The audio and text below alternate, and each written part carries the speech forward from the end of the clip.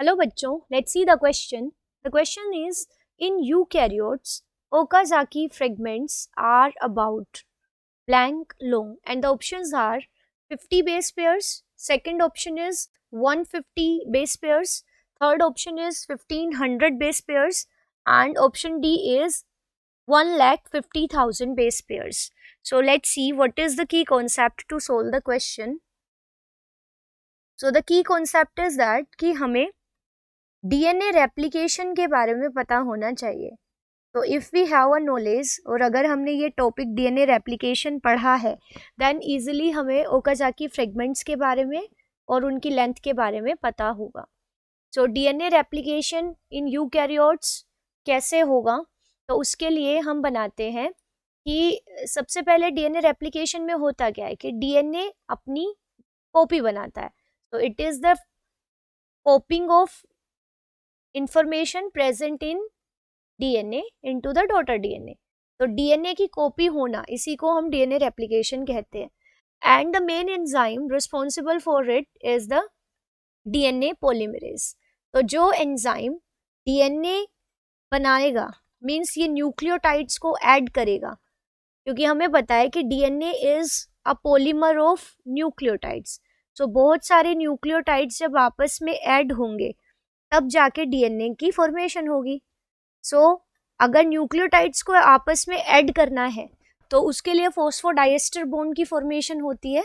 And जो enzyme phosphodiester bond की formation कराता है that enzyme is the DNA polymerase. But इसकी प्रॉब्लम क्या है, इसके दो चीज़ें हैं. एक तो ये एक ही डायरेक्शन में रेप्लिकेशन करता है, that is from 5 prime direction to the 3 prime direction. एक तो ये इसी डायरेक्शन में काम कर सकता है.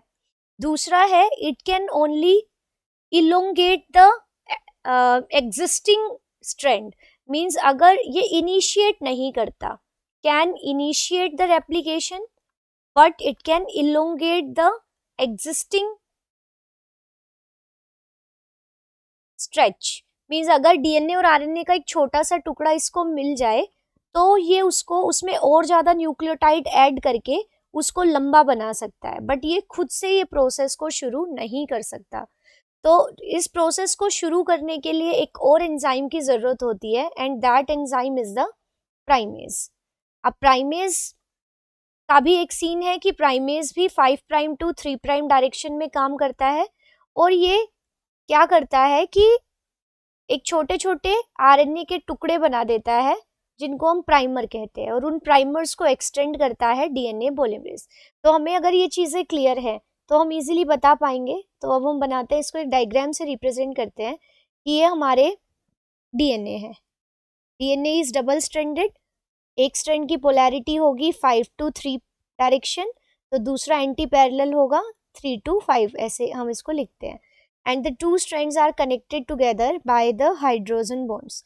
तो वीक हाइड्रोजन बॉन्ड्स के थ्रू ये दोनों स्ट्रैंड्स आपस में जुड़े होते हैं. तो ये है. अब डीएनए का जब रेप्लिकेशन होगा तो उसके लिए एक एंजाइम होता है हेलिकेज जो इन दोनों स्ट्रैंड्स को खोलेगा. तो दोनों स्ट्रैंड्स टेम्पलेट की तरह काम करेंगे. तो पहले इनमें हाइड्रोजन बॉन्ड्स का ब्रेकडाउन होगा और ये दोनों स्ट्रैंड्स एक दूसरे से अलग हो जाएंगे.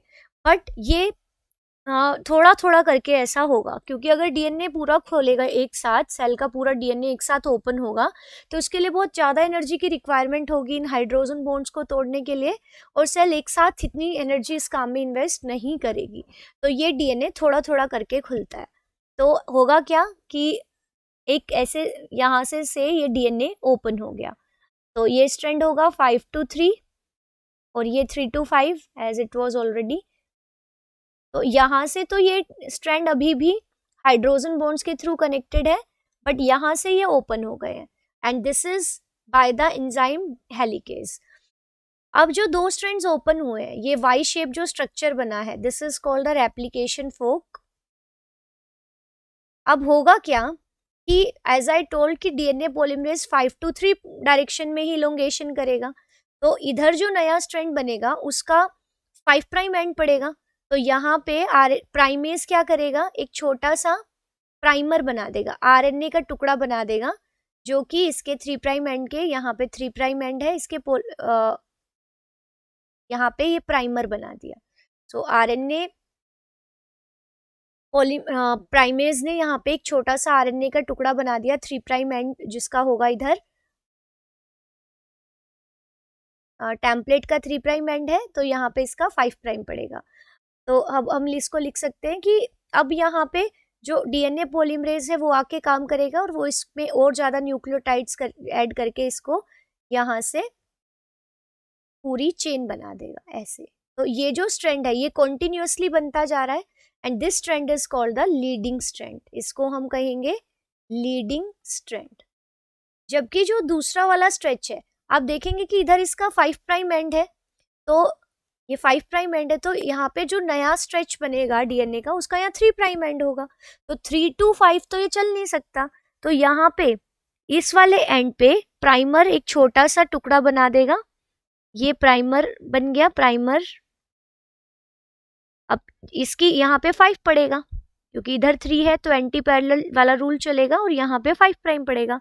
अब ये 5 प्राइम और इधर 3 प्राइम पड़ेगा, तो 5 to 3 पे अब डीएनए पॉलीमरेज काम करेगा और वो इस स्ट्रेच को और लंबा बना देगा।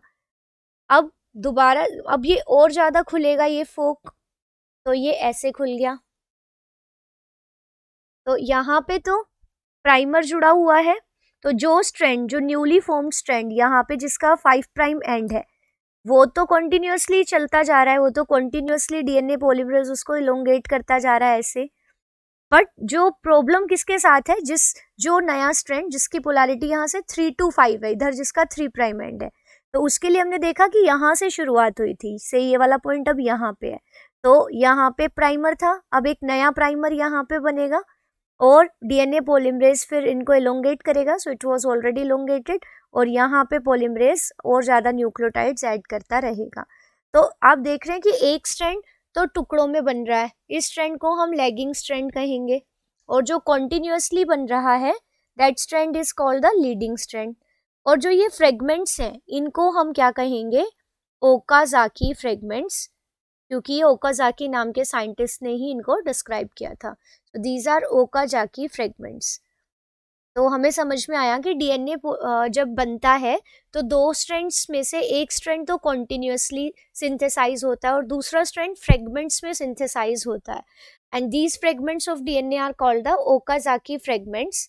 और ओकाजाकी फ्रेगमेंट्स की लेंथ होती है about 150 to 200 base pairs in nucleotide base pairs. So from this discussion it is clear कि जो ओकाजाकी फ्रेगमेंट्स है वो 150 बेस पेयर, 150 to 200, सो यहाँ पे ऑप्शन में हमें 150 दिया है, so it will be a right answer, जबकि बाकी तीनों options are incorrect. So the right answer of this question is option B.